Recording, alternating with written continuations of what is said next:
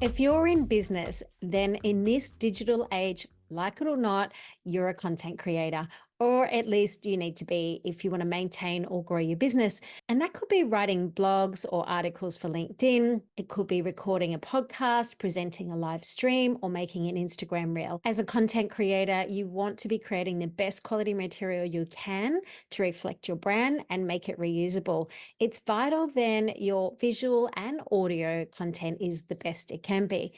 People will watch lower quality video, however, they will tune out if the audio is poor.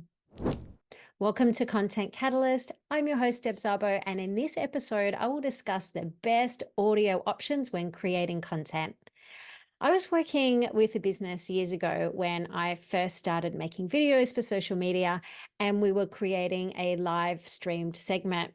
And in the first episode, we had to film outside, and then it started raining. And the topic we were talking about was really, really valuable, but the audio that we captured from the iPhone was terrible, meaning that I couldn't edit it up and repurpose it afterwards. So the first thing I bought when starting out was something to hold my phone up, and the other thing was a microphone to capture clear audio. These days, I still walk around with a selfie stick tripod and a microphone in my handbag. So the microphones that I bought at the time were a big investment compared to the tripod. And my video mentor at the time recommended the Rode mics, which we still use to this day, and it was a great investment. So the difference between good and bad audio is emphasized when it's just audio alone and there's no video to distract you. And I was listening to a podcast the other day, and the host was crystal clear, yet the guest was echoey, and her volume was different to the host. And I ended up switching off after about 5 minutes just because it was so difficult to listen to. So your message is not getting through to people if they're switching off. And I was also in a recent masterclass where the presenter didn't have a microphone and was using their phone microphone. Even those little earbuds, like AirPods and things, can be really tinny with the reverberation. And that's all you can focus on. I know that masterclass, it was really good information, but the audio was so annoying that I ended up turning off halfway through, which is such a shame. So what kind of microphones should you invest in? Well, that depends on what you're going to be using them for. A good podcast mic gives the listener the feeling like you're in the room with them. A good wireless mic will help you capture video and audio while you're moving around, while a lavalier mic will help to minimize the ambient noise around you. Let's say you're recording in a busy place like a cafe. Before I dive in to the different applications, when it comes to investment and budget, I would start with the best quality microphone you can afford over splashing out on, say, a tripod or a fancy camera. I would spend the largest part of my budget on good audio. It doesn't matter whether you have a budget of $100 or $1,000, you can get microphones to suit. So let's start with podcasting, because I get asked this a lot at the moment. So if it's just you, always in your office, then say a microphone with a USB connection will be perfect. If you're recording with more than one person, however, in the same place, then you will need a microphone with an XLR connection and a mixer to plug into your computer. So I've got the Rode PodMic because I record with guests in my studio. And this microphone here also has a USB connection as well as an XLR connection for when I have guests. So when it's just me, I will plug this microphone directly into my computer. And when I have guests, I will take out the USB and I'll plug in the XLR cable and I'll pop that straight into the mixer. So currently I have the Tascam Mixcast, so I can record with up to 6 guests, and it was very reasonably priced. The other thing I love about this mic is the superior broadcast quality. And being a dynamic mic, it's better for spaces that might be more noisy. So let's say you've got a dog barking outside or someone's mowing the lawn. The sound is more focused on you. So I'm just going to move my microphone away and you can hear the difference of what this sounds like.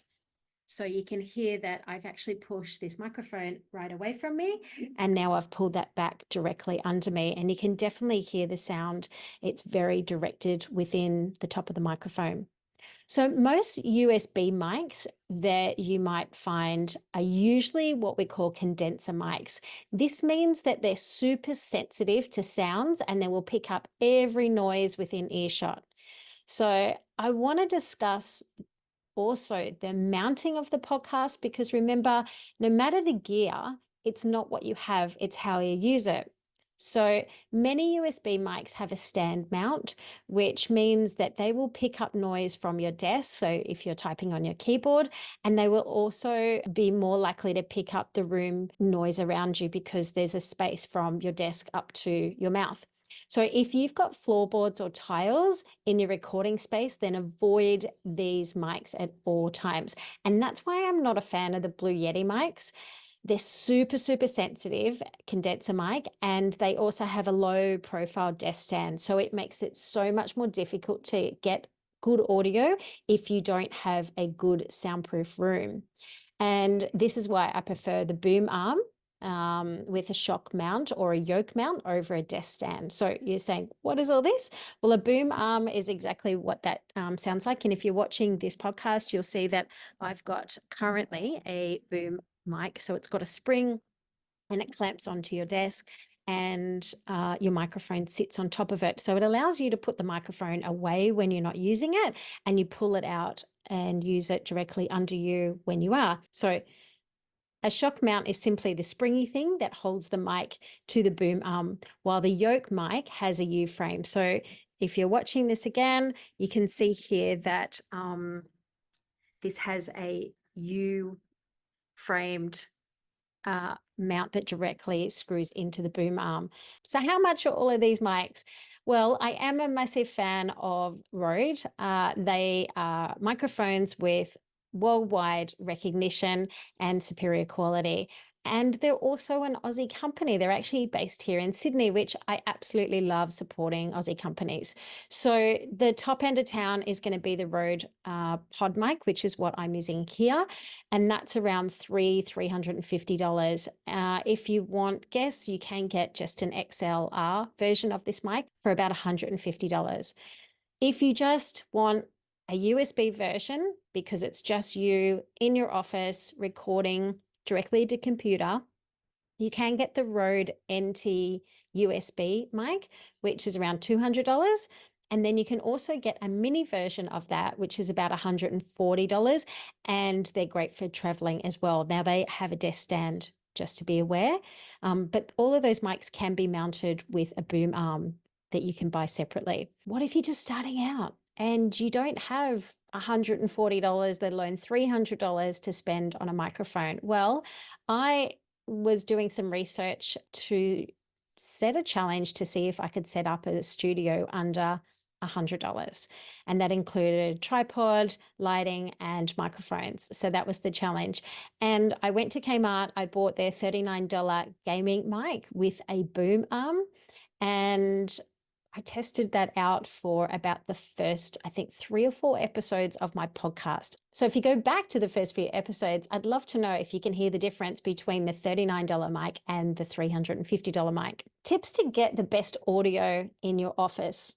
The smaller the room, the better the audio. So if you've got curtains and carpet, that will help with sound. If you've got floorboards or tiles, it's going to be more challenging because you'll have a lot more echo reverberation in the room. So you need to put a rug down. The thicker, the better. So I have carpet under me, and I also have a fluffy rug under my chair as well. I've got curtains, and I also have some acoustic boards on the side as well. So to help soundproof your room, you can, like I mentioned, buy those acoustic panels. You can get blankets, although those sound blankets can cost like $500. Instead, head to Bunnings and pick up a removalist blanket for around $20 if you need to drape it over your blinds, for example, because you don't have curtains. I record my podcast with video, so I do sit at my desk when I record.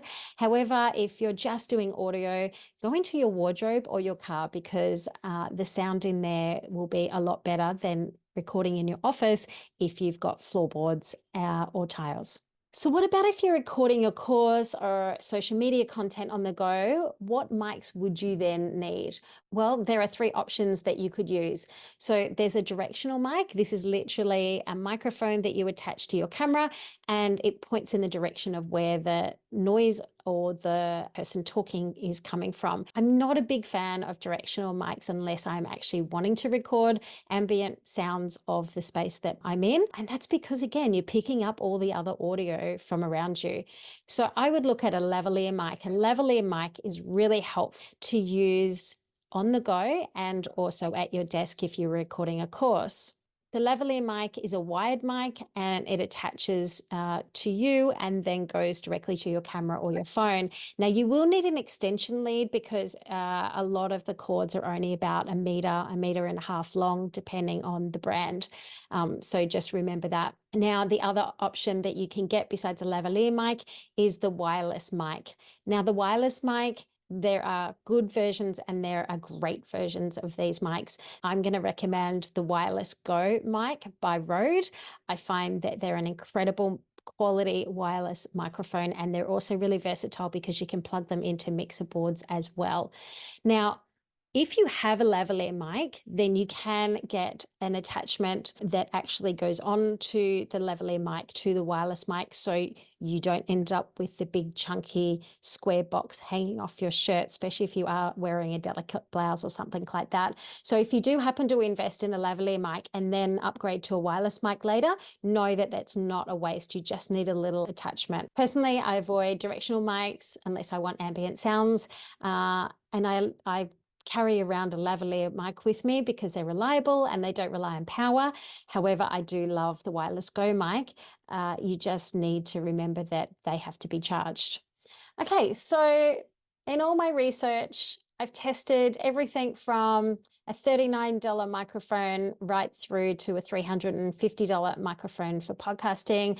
I've tested everything from a $15 lavalier mic right up to the Rode lavaliers will cost you about $70, $80. And the wireless mics, you can get a wireless mic from, say, Officeworks for about $60, while the Wireless Go can cost you anywhere between $300 and $500, depending on the version, because the wireless mic, you can have one transmitter, but if you're recording with two people, you can actually now get the two transmitters as well. And that'll push you up towards the $500 range with it. But let me tell you, they are so worth the investment. You can also get an attachment. If you're interviewing people, it just looks like a generic microphone. So they're just really versatile if you are going to be doing a lot of recording. You can check out my video gear guide for all of those options, and that's available on my website, which is debszabo.com/resources. If you know someone that would find this episode helpful, please share it with them. And until the next episode, happy recording.